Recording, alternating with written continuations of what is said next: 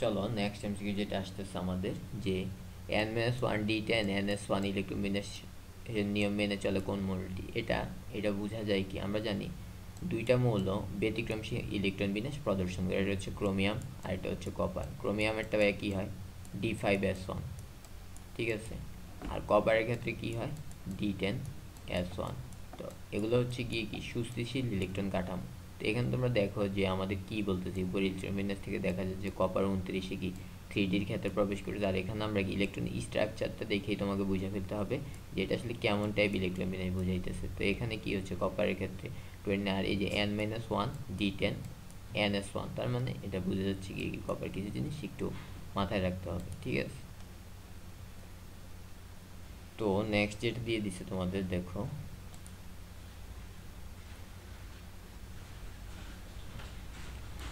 যেখানে কি বলতেছে যে 29 কোন মৌলের আইসোটোপ, ঠিক আছে। এটা দিয়ে তুমি কেমনে বলবে এটা কোন মৌলের আইসোটোপ? তোমার কি পারমাণবিক সংখ্যা বা দিয়ে হিসাব করতে হবে। যেহেতু 29 দিয়েছে তার মানে এটা বুঝেছে অবভিয়াসলি কি হবে, কপার।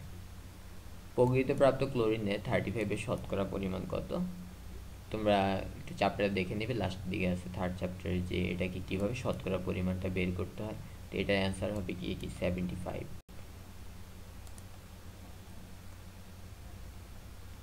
এখানে দেখো কি বলছে যে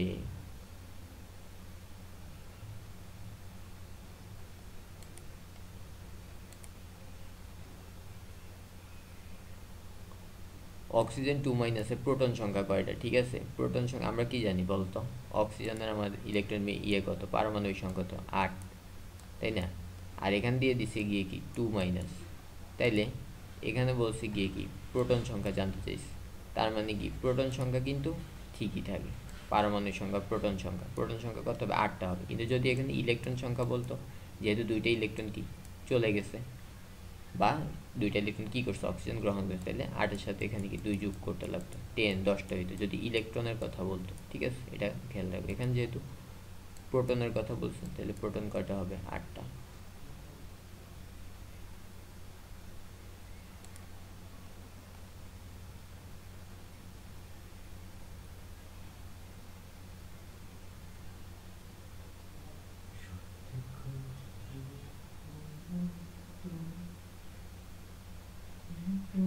আচ্ছা এখানে দেখো ওজনের একটি অণুতে কতটি পরমাণু বিদ্যমান? ওজনের একটি অণুতে কতটি পরমাণু বিদ্যমান হবে বলতো? ওজনের একটি অণুতে 3টি অক্সিজেন পরমাণু বিদ্যমান, ঠিক আছে। এটা সংকেত কি O3, ঠিক আছে, এটার সংকেত হচ্ছে O3। আর এখানে কয়টা অক্সিজেন পরমাণু আছে? 3টা।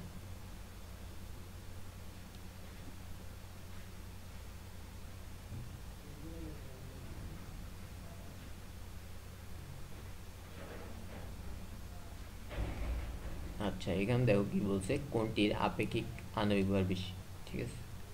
তাহলে হিসাব করে দেখো যে H2SO4, nitric acid, carbonate, hydrogen chloride বা হাইড্রোক্লোরিক অ্যাসিড, এখানে আমরা এই আণবিক ভরগুলো যদি তোমরা হিসাব করো দেখবা 98, 63, 62 এবং 36। কেমনি হিসাব করেন? জাস্ট ভাই একটা যৌগ দিয়ে যদি তোমাদেরকে বুঝিয়ে দিই যে ধরো হাইড্রোজেন ক্লোরাইড, হাইড্রোজেনের কত আমার 1 আর ক্লোরিনের কত আমার ভর সংখ্যা 35.5, ঠিক আছে। এখানে কত 36.5, ঠিক আছে। এগুলো কি দিয়ে ভাই হিসাব করছেন? ভাই হিসাব করছি কি ভর সংখ্যা দিয়ে, ঠিক আছে। এগুলা আণবিক ভর যেহেতু ভর সংখ্যা দিয়ে কাউন্ট করলে চলে আসবে।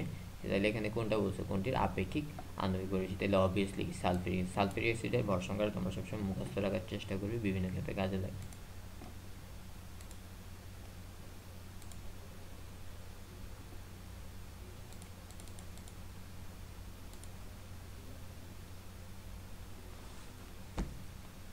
আচ্ছা নেক্সট দেখো, এম শক্তি স্তরে সর্বোচ্চ কতটি ইলেকট্রন থাকতে পারে? সর্বোচ্চ ইলেকট্রন ধারণ ক্ষমতার সূত্র কি মনে রাখবা 2n²।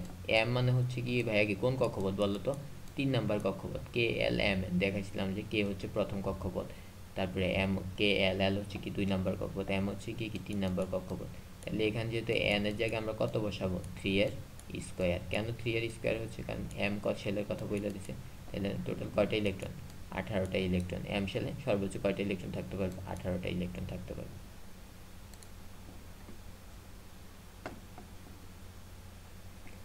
কোন মৌলটি নিউট্রন নেই? দেখো হাইড্রোজেনের কোন নিউট্রন নেই, দেখো কেন হাইড্রোজেন নিউট্রন। হাইড্রোজেন যদি হিসাব করো 1-1, তাহলে এখানে ভর সংখ্যা থেকে পারমাণবিক সংখ্যা বাদ দাও, 1 মাইনাস 1 হয়, তার মানে এখানে নিউটন কত? শূন্যটা, 0।